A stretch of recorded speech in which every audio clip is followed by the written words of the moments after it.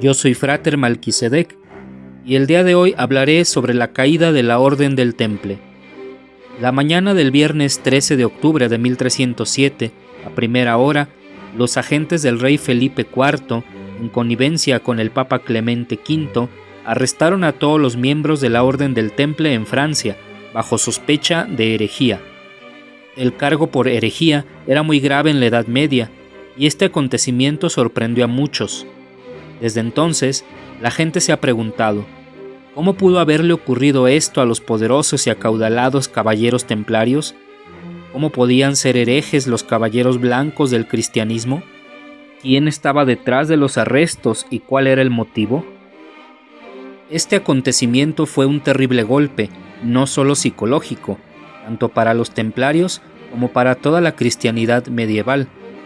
Por ello, los templarios perdieron su base en Tierra Santa, casi todo su equipo militar, muchos hombres y numerosos castillos y fortalezas que durante años habían sido su inversión principal. Asimismo, los templarios perdieron gran parte de su razón de ser y muchos de los sobrevivientes volvieron a Europa. Más que nada y fundamentalmente, perdieron a sus mejores miembros militares, incluyendo al maestre Guillermo de Villou y al mariscal Pedro de Cebrey, quienes encabezaron la defensa final de Acre en vano. Los pocos templarios que sobrevivieron lograron salvar algunas reliquias del tesoro, así como otras pertenencias que se habían salvaguardado en propiedades seguras como el Castillo de los Peregrinos, pero aparentemente estaban tan desmoralizados que ni siquiera escribieron a sus hermanos en Europa para informarles sobre lo ocurrido. No obstante, los desastres de 1291 no cambiaron nada de los objetivos principales de la orden, como observa Malcolm Barber, ya que de Molay continuó la cruzada activa desde el inicio de su cargo como maestre en 1293. Durante los años que siguieron, se hicieron varias propuestas para recuperar Tierra Santa. A pesar de que los templarios perdieron algo de su gloria inicial y en ocasiones se les culpaba por la pérdida de Tierra Santa, en general todavía se les tenía en alta estima. Asimismo, se discutió la posibilidad de unir a los templarios y a los hospitalarios. Los cargos a la Orden del Temple eran terribles, incluso para los estándares medievales, y darían como resultado uno de los juicios más célebres de la historia de la civilización occidental.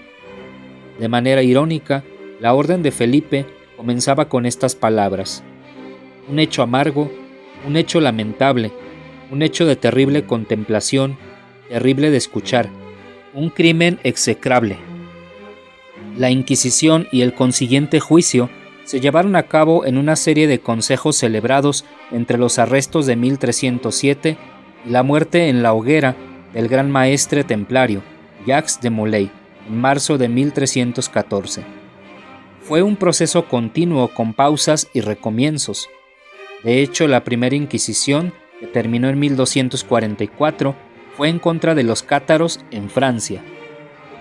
El 22 de septiembre, el inquisidor general de Francia, el dominico Fray Guillermo de París, escribió a los inquisidores de Tolosa y Carcasona, enlistando los supuestos crímenes de los templarios, aconsejando su pronto arresto y preparándolos para la difícil tarea de obtener y registrar las destituciones de los inculpados. Aunque se sabe que el rey de Francia y el Papa habían discutido los arrestos de los templarios franceses en general, aparentemente el Papa no estaba al tanto de los arrestos que se habían llevado a cabo. Curiosamente, el 12 de octubre de 1307, la víspera del encarcelamiento de los templarios, el gran maestre Jacques de Molay había sido honrado como uno de los anderos en el funeral de la cuñada del rey Felipe. Al día siguiente, él y todos los templarios que se encontraban en Francia estaban en prisión. Uno de los golpes más duros fue el 24 de octubre de 1307, cuando los prisioneros escucharon que el gran maestre Jacques de Molay había aceptado los crímenes de la orden ante una prestigiada asamblea de estudiosos en leyes en la Universidad de París. Para entonces, de Molay tendría unos 60 años y en el juicio se había mostrado como un hombre confundido y atemorizado, agotado por la presión de los oficiales del rey. Los templarios regularmente enviaban a los hombres más jóvenes a luchar a Tierra Santa. Muchos de los caballeros franceses eran hombres maduros, y de Molay era aún mayor. No cabe duda de que por su edad le fue más difícil soportar los interrogatorios y la tortura. De Molay se retractó más tarde de su confesión porque pensó que había sido engañado, que los procesos no se concluirían rápidamente como le habían hecho creer. Si esto fue así, debió haberle parecido que Felipe estaba determinado a destruirlo y que su única oportunidad era revocar su confesión frente a los cardenales.